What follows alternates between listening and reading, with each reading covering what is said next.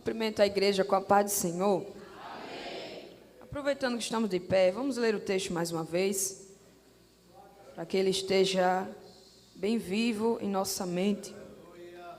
Livro do profeta Abacuque.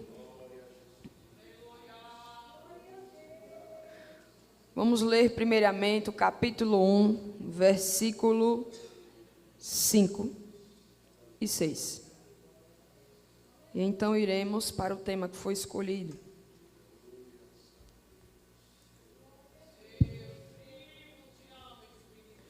Glória a Deus.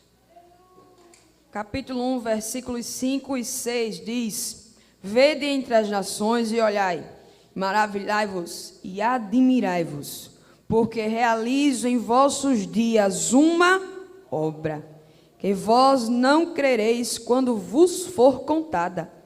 Porque eis que suscito os caldeus, nação amarga e apressada, que marcha sobre a largura da terra para possuir moradas não suas. Capítulo 3, versículos 1 e 2. Oração do profeta Abacuque sobre a forma de canto.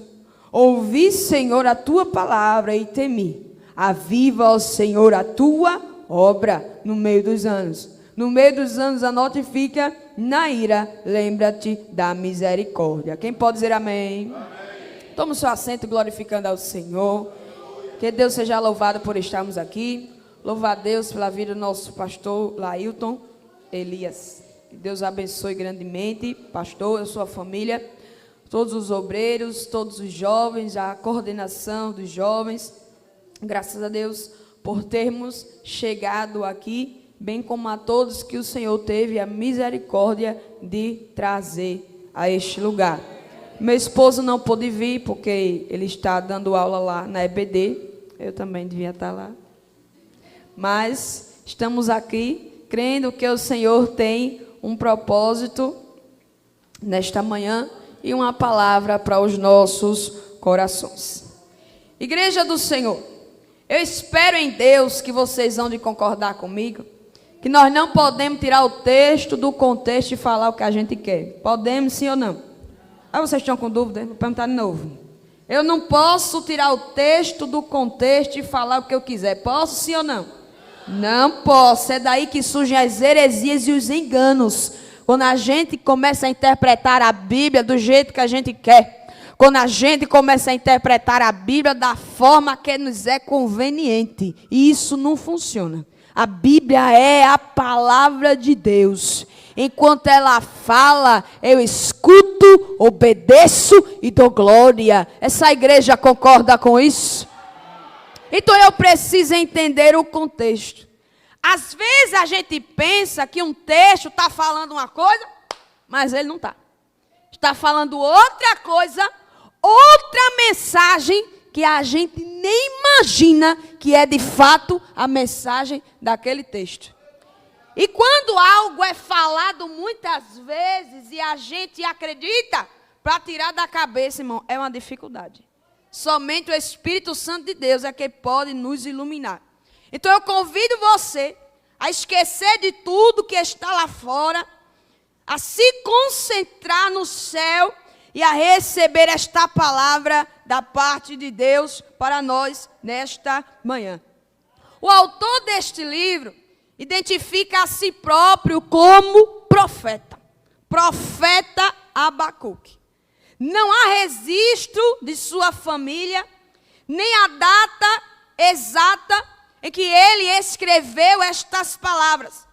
Mas pelo conteúdo do livro, acredita-se que foi escrito entre os anos 606 ou 605 a.C., ou seja, durante o reinado do rei Joaquim. Este livro do profeta Abacuque, ele é muito diferente dos livros dos outros profetas. A cada profeta, Deus deu uma missão. A cada profeta, Deus deu uma palavra específica. Mas o livro do profeta Abacuque é totalmente diferente dos livros dos outros profetas. Por quê? Porque este livro é o registro de um diálogo. Olha, este livro é o registro de um diálogo entre Deus e o profeta. Abacuque, ele teve a oportunidade de dialogar com Deus, de conversar com Deus, de fazer perguntas a Deus e receber as respostas. E pela inspiração do Espírito Santo do Senhor, ele registra esta conversa que ele teve com Deus. Ele registra este diálogo que ele teve com Deus. O profeta Abacuque era um profeta muito reverente diante de Deus. Ele tinha ousadia de perguntar, de falar aquilo que ele não entendia, aquilo que ele não compreendia.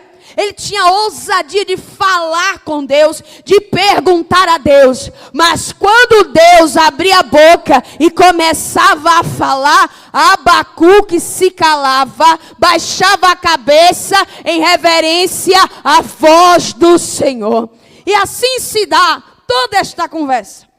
Abacuque falava, perguntava, algo que ele não entendia, não compreendia, e Deus estava pronto para responder. Este diálogo começa com um questionamento do profeta Abacuque. Ele começa perguntando: Senhor, até quando eu vou ver pecado no meio do teu povo? Até quando eu vou ver iniquidade no meio do teu povo? Até quando eu vou ver corrupção de coração no meio do teu povo? Até quando eu vou ver prostituição espiritual no meio do teu povo? Até quando, Senhor, eu verei o pecado no meio do teu povo? Olha que ousadia. Que ousadia do profeta Abacuque. Eu glorifico a Deus por este profeta. Ele estava dizendo: eu vejo o pecado e eu não normalizo o pecado. Eu vejo o pecado e eu não quero cobrir o pecado com panos e escondê-lo. Eu vejo o pecado e eu não finjo que não estou vendo. Eu vejo o pecado e o pecado me dói. Eu vejo o pecado e o pecado me revolta. Eu vejo o pecado e eu denuncio o pecado. Abacuque via o pecado e não normalizava. Ele denunciava o pecado. Denunciava o pecado. Porque no tempo de Abacuque, o povo de Deus, não estou falando de filisteu, não estou falando de cananeu, não estou falando de jebuseu, eu estou falando do povo de Deus. O povo de Deus pecava e normalizava o pecado. O povo de Deus pecava e queria disfarçar, cobrir, esconder o pecado. Mas Abacuque levantou a voz e disse: eu estou vendo o pecado, não vou normalizar, eu denuncio o pecado. No tempo de Abacuque, o povo queria pecar e normalizar pecado. Será que é diferente do nosso tempo? Tem gente que nem chama pecado de pecado mais. Já viu esse negócio desse? Não, não é pecado não, foi só uma pequena falha. Não é pecado não, foi só um pequeno desvio. Não é pecado não, foi só uma pequena queda. Cuidado para não cair nesta mentira do diabo. Cuidado para não começar a suavizar o pecado. Não chame pecado de pequena queda. Não chame pecado de pequena falha. Não chame pecado de pequeno erro. Não chame pecado de pequeno desvio. Dê a ele o nome que ele tem. O nome é pecado. Este é o nome. Não coloque outro nome no pecado para tentar suavizá-lo. Dê a ele o nome que ele tem. O nome é pecado. Pecado é o nome. Pecado é o nome, este é o nome que tem pecado. Pecado. Se Abacuque vivesse em nossos dias, o que ele diria? Ao visitar os nossos cultos, ao visitar nossas igrejas e ao visitar os nossos lares. Porque uma igreja espiritualmente deficiente vem de famílias espiritualmente deficientes, que vem de pessoas espiritualmente deficientes. Se você quer entender a situação da igreja, olhe para as famílias nas casas dos crentes. Olhe para a vida das pessoas. Porque uma igreja é formada por famílias. E as famílias são formadas por pessoas que têm normalizado o pecado. Se Abacuque vivesse nosso tempo, o que ele diria? O que ele diria? O que ele diria? Se no tempo dele ele já denunciava o pecado que ele via, o que Abacuque diria em nosso tempo? Antes, alguém faltar com reverência na casa de Deus, ficar conversando, mexendo no celular, olhando para o teto, parece que está na sala de casa, era um absurdo. Hoje é normal. Antigamente, vir para a igreja com a roupa apertada, com um decote, parecendo mais uma pamonha, era um absurdo. Hoje é normal. Antigamente, um casal de jovem, de namorado, ter relação do casamento, era um escândalo na igreja. Hoje é normal. Antigamente, divórcio era uma tragédia. Hoje é normal. É a libertação da mulher. Deixa esse homem ruim. Antigamente, o crente passar um dia sem orar, passar um dia sem ler Bíblia, passar 3 dias, uma semana sem fazer um jejum, era um absurdo. Hoje é normal, porque a gente é crente de banco. Se Abacuque vivesse em nosso tempo, o que ele diria sobre o pecado no meio do povo de Deus? Satanás quer colocar em nossa cabeça que não tem problema pecar, pecar, pecar, pecar e pecar. E é a pregação de hoje, não é? É a pregação de hoje. A criatura chega na igreja entupida de pecado até a cabeça. Chega na igreja e escuta a pregação dizendo que Deus é amor.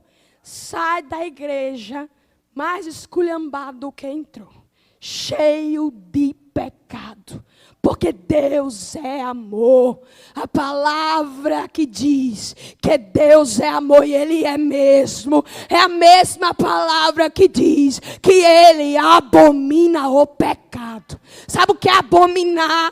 Sabe o que é abominar? Detestar com crueldade o Deus que é amor. Tem uma coisa que ele detesta. Tem uma coisa que ele detesta com crueldade. Tem uma coisa que ele abomina. Ele abomina o pecado. Quando o pecado entra, o desastre espiritual é grande, porque a presença de Deus sai. Era a situação dos israelitas no tempo de Abacuque. Tinha nome de povo de Deus, mas não era povo de Deus. Porque para ser povo de Deus, é preciso ter a presença de Deus. Israel não era povo de Deus porque eles eram bonitinhos. Israel não era povo de Deus porque eles eram merecedores. O que fazia Israel ser povo de Deus no meio das outras nações era que Israel tinha a presença de Deus. Ter a presença de Deus é o que faz um povo ser povo de Deus. Quando o pecado entra, a presença sai e aquele povo se torna tudo menos povo de Deus. Porque a presença saiu. Porque a presença saiu. Agora, se tu for ler a Bíblia, tu vai ver que eles não deixaram de fazer as festividades judaicas. Se tu for ler a Bíblia, tu vai ver que eles estavam no templo oferecendo sacrifícios.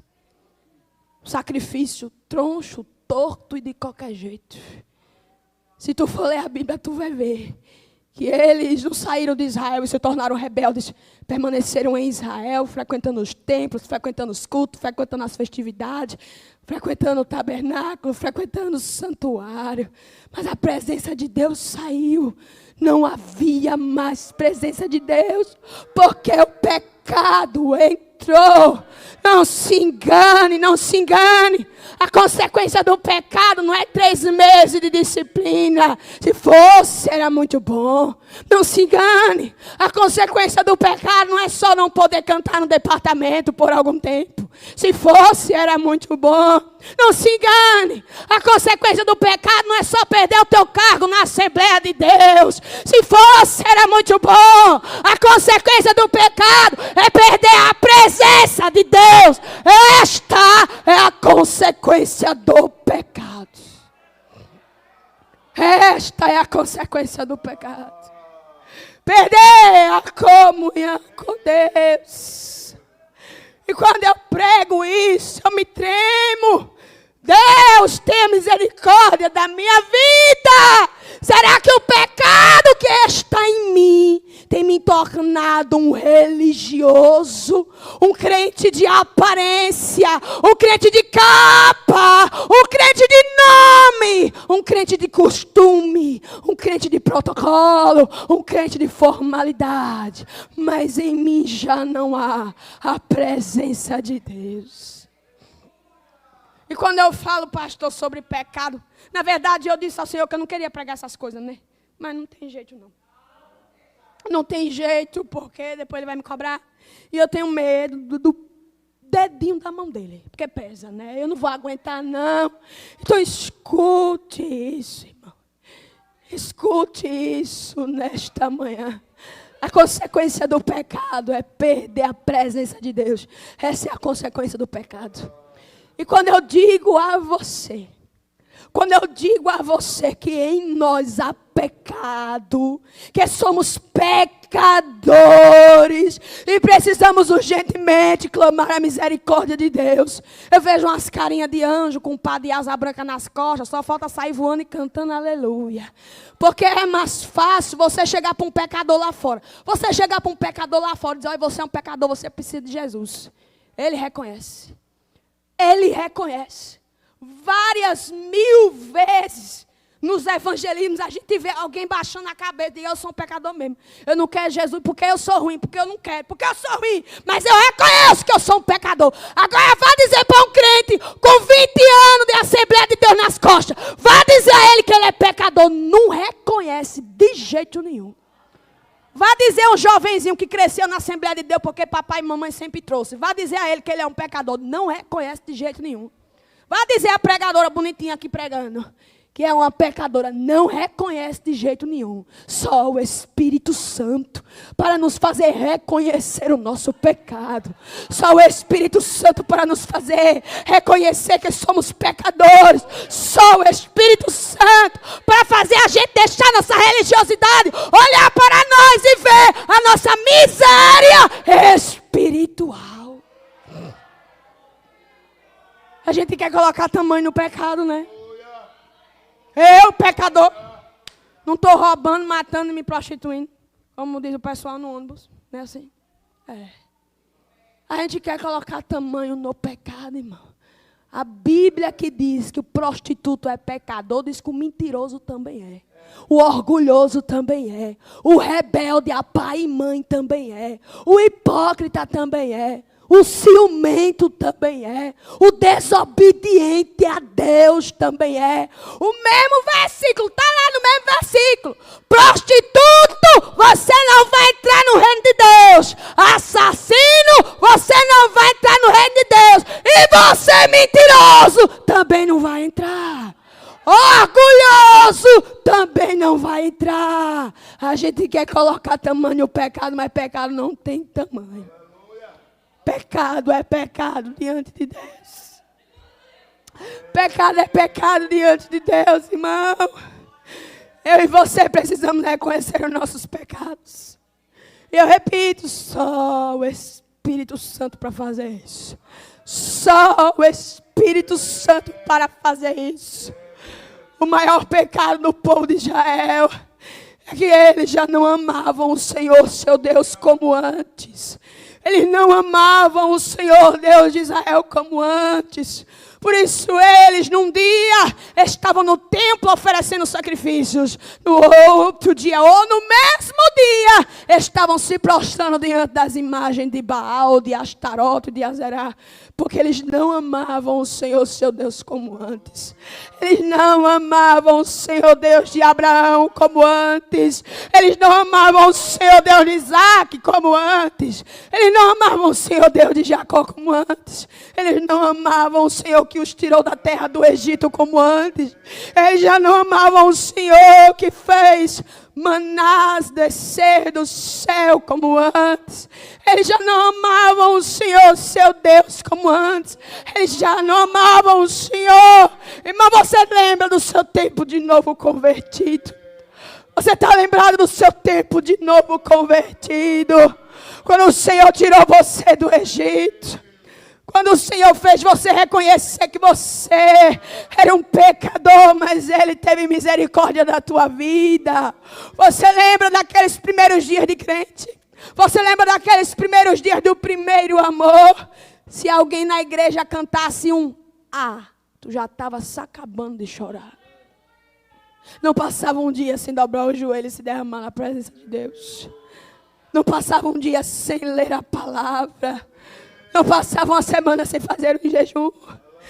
Quando eu estava se aproximando da hora do culto, tu já ia se preparando. É culto, não é qualquer coisa não. É culto, é culto, é culto. Eu preciso me preparar para chegar naquele lugar e adorar o meu Deus.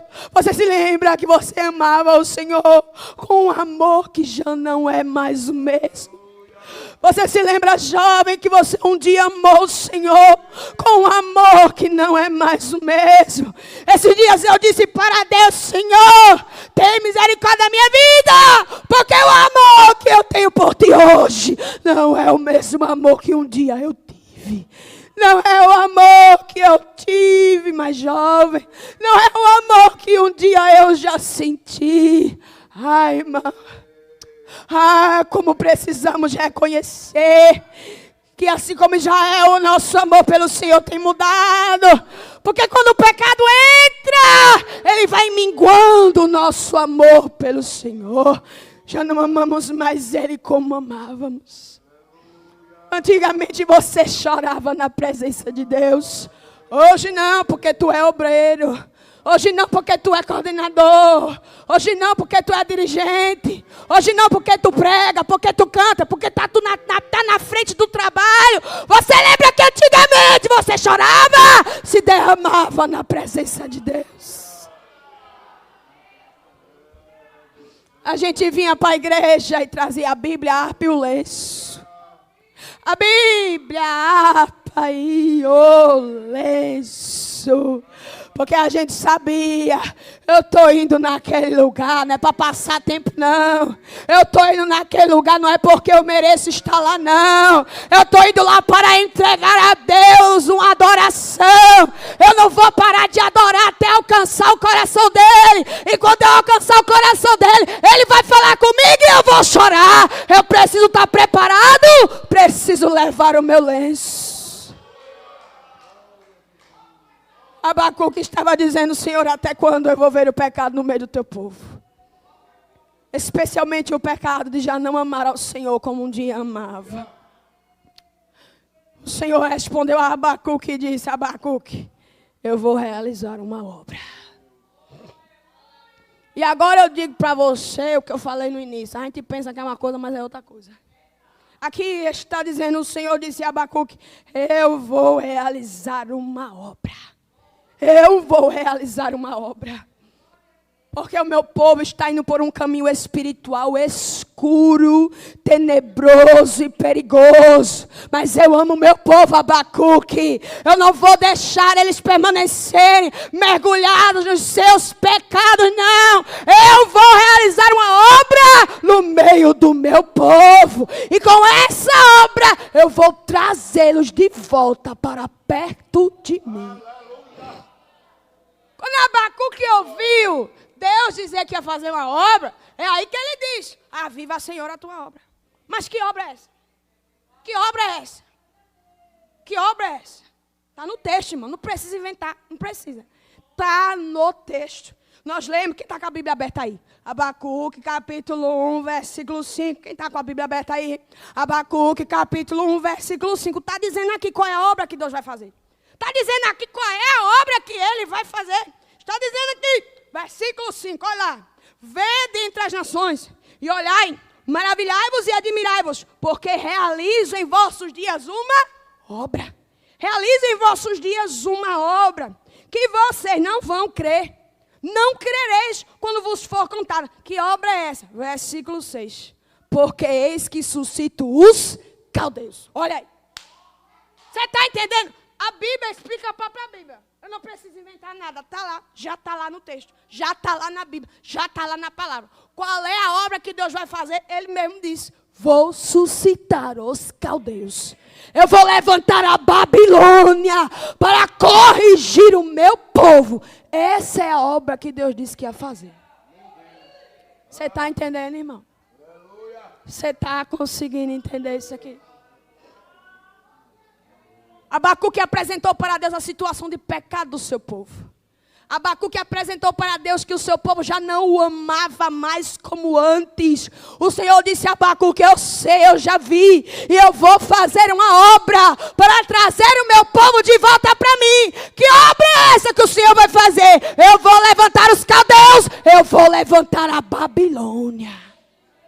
Esta é a obra que o Senhor vai fazer. Abacuque não entendeu. Ele olhou para o Senhor e disse, mas Senhor, os caldeus são a nação mais pecadora do que Israel. Como é que o Senhor vai usar uma nação mais pecadora que Israel para corrigir o teu povo? Como é que o Senhor, meu Deus, vai permitir que uma nação mais pecadora do que nós venha nos corrigir? E o Senhor respondeu a Abacuque, no meu tempo, Abacuque, eu vou corrigir Babilônia também. No meu tempo também vou descer juízo sobre Babilônia. No meu tempo também vou descer justiça sobre Babilônia. Mas agora, a obra que eu vou fazer é usar Babilônia para corrigir o meu povo. Esta é a obra que eu vou fazer. Aqui Deus está revelando a Abacuque a sua soberania. Nós, enquanto seres humanos, temos a capacidade de mover objetos sobre uma mesa. E isso só porque Deus nos deu mão para mover o objeto, porque Deus nos deu mentalidade para querer mover o objeto, porque Deus nos deu vida para a gente estar vivo e mover o objeto, entenda? Eu estou falando de coisas que a gente consegue fazer. Nós, seres humanos, a gente consegue mover objetos por cima de uma mesa. Deus não, irmão. Deus move as nações em cima da terra. As nações em cima da terra.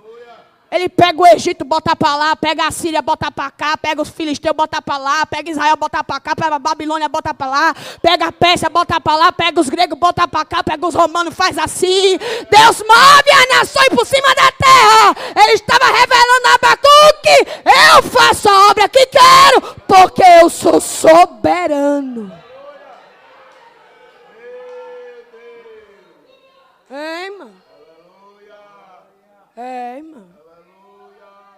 O Senhor iria usar a Babilônia para corrigir o seu povo. Para que o seu povo se voltasse para ele. É então que Abacuque vai orar e dizer, Senhor, eu ouvi tua palavra e eu temi. Por que ele temeu? Por causa do peso do que Deus estava falando. O que Deus estava falando era coisa séria. Deus estava dizendo, olha Abacuque, o que tu está dizendo aí para mim, que o meu povo está em pecado, que o meu povo está longe de mim, mesmo frequentando o templo, o tabernáculo, os santuários, os cultos e as festividades, que o meu povo já não me ama mais como me amou um dia. O que tu está dizendo para mim, eu já sei, eu já vi, e eu não vou permitir, Abacuque, que o meu povo continue mergulhado nos seus pecados, porque eu amo o meu povo, nem que eu tenha que permitir o cativeiro, mas eu vou trazer o meu povo de volta para mim. Nesta manhã a palavra é: O que é que Deus vai ter que permitir na sua vida para você se voltar para Ele? O que é que Deus vai ter que permitir que aconteça na sua vida para você se voltar para Ele? Entenda de uma vez por todas. Deus não vai permitir que você viva a vida do jeito que você quer, porque a sua vida pertence a Ele. Deus não vai permitir que você saia pecando, achando que não há consequência, porque a sua vida pertence a Ele. Deus não vai permitir que eu e você permaneçamos sendo religiosos, mas com o coração totalmente distante do coração de Deus. Deus não vai permitir, porque a nossa vida pertence a Ele, a sua vida pertence a Ele. A pergunta nesta manhã é: o que é que Deus vai ter que permitir para você se voltar para Ele? O que é? O que é que Deus vai ter que permitir? No caso de Israel, o Senhor permitiu o cativeiro. E na minha vida, o que é que vai ter que acontecer para eu me voltar para o Senhor outra vez? O que é que vai ter que acontecer para que eu olhe para o Senhor outra vez? O que é que vai ter que acontecer para que eu lembre do Senhor outra vez? Nós temos a mania de achar que tudo é diabo, que tudo é Satanás, que tudo é demônio. Muitas vezes é Deus. Ou tu acha que o Deus que abre a porta não fecha. Ou tu acha que o Deus que te rodeia de amigos não expulsa os amigos para você ficar sozinho. Ou tu acha que o Deus que faz as coisas dar certo não provoca as coisas para as coisas dar errado. Muitas das vezes não é demônio, é Deus permitindo o cativeiro para que você se volte para Ele. Ei, irmão. Ei, irmão. Ei, irmão, o que é que Deus vai ter que permitir? E esta palavra o Senhor falou primeiramente comigo. Quando o Espírito Santo, porque não é eu, não é você que reconhece nosso pecado. Só o Espírito Santo, só Ele. Quando o Espírito Santo me fez reconhecer que eu já não amo o Senhor como um dia eu amei. Que eu já não adoro o Senhor como um dia eu adorava. Que eu posso ser uma religiosa, mas o meu coração está longe dEle. Quando o Espírito Santo faz a gente reconhecer isso, irmão. Quando o Espírito Santo faz a gente reconhecer isso. Neste momento, a gente começa a perceber que a presença de Deus vale mais do que tudo. Que a presença de Deus vale mais do que tudo. Não estou falando de frequentar os cultos. Não estou falando de ter coleção das fardas do Conjoade. Não estou falando de ter a carteirinha de membro da Assembleia de Deus. Eu estou falando de presença. Presença todo dia. Presença ao acordar. Presença durante a tarde. Presença ao ir dormir. Amar ao Senhor. Adorar o Senhor. Estar com o Senhor. Com o passar do tempo a gente vai se acostumando com a nossa vida de crente. E a gente se afasta. Deus não vai permitir que você se afaste dEle. Que você permaneça afastado dEle. Nem que Ele tenha que permitir o cativeiro. Nem que Ele tenha que permitir o cativeiro. E eu comecei a pensar, meu Deus, será que Deus vai ter que permitir uma tragédia na minha vida para que eu me volte para Ele? Será que Deus vai ter que permitir que uma porta se feche na minha vida para eu me voltar para Ele? Será que Deus vai ter que permitir um desastre na minha vida para que eu me volte para Ele? E se tem um grande desastre que acontece na nossa vida, jovem, é quando a gente passa dias e dias vazio na nossa alma. É depressão, é ansiedade, é demônio, não é nada disso. É Deus que fechou a porta do céu. É Deus que fechou a sua boca. É Deus permitindo o silêncio dele, para que você sinta a falta da presença. Porque enquanto a gente está aqui, recebe aquele alívio, né? Oh, coisa boa, aleluia, glória a Deus. Aquele alívio na alma de estar na igreja, de estar no culto, de ser emocionado pelos louvores. Aquele alívio das emoções que a gente recebe. E a gente sai daqui e vive continuando longe da verdadeira presença de Deus. Enquanto estar assim está muito bom. Mas quando Deus fechar a porta do céu para tu sentir falta da presença, tu vai ver o que é cativeiro. Quando Deus fechar sua boca e não falar mais nada ao teu coração, tu vai ver o que é cativeiro. O maior cativeiro que a gente pode passar, irmão, não é nem a porta fechar, não é nem a solidão, não são as adversidades que Deus pode permitir. O maior cativeiro que a gente pode passar é ser privado da presença de Deus. É ser privado da presença de Deus. É ser privado da presença de Deus. É o maior cativeiro que a gente pode passar. Será que tem jovens que chegaram aqui assim? Será que tem jovens que chegaram aqui assim? Eu estou sentindo um vazio tão esquisito na minha alma. Eu me sinto ansioso. Eu me sinto angustiado. Eu já procurei psicólogo. Eu já procurei vídeo de autoajuda no YouTube. Eu já tentei procurar motivos para eu viver. Eu não sei nem mais quem eu sou. O que é isso? Será que não é o cativeiro de Deus? Privando você da presença dele, para você voltar a sentir falta da presença. Deus, eu estou sentindo falta da tua presença. Deus, eu estou sentindo falta de chorar para o Senhor. Deus, eu estou sentindo falta de me derramar. Deus, eu estou sentindo falta da tua voz. Deus, eu estou sentindo falta de ser envolvido pela tua glória. Deus, eu estou sentindo falta do teu poder se apoderar de mim. Deus, eu estou sentindo falta da tua presença. Será, irmãos, que Deus vai ter que permitir o cativeiro para que nós nos voltemos para Ele? E Ele permite. Ah, mas Ele permite sim. Ele permite sim.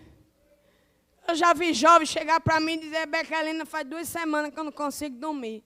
Já tomei chá de camomila, maracujina, de azepam, tarja preta, tomei tudo e eu não durmo. Aí eu perguntei: como é que está a tua vida de oração? Oração? Não sei nem o que é. Como é que está a tua vida de consagração? Oh, consagração, mas não sei nem mais o que é isso. Como é que está o teu relacionamento com Deus? Ah, eu não tenho mais relacionamento com Deus. Digo, olha aí.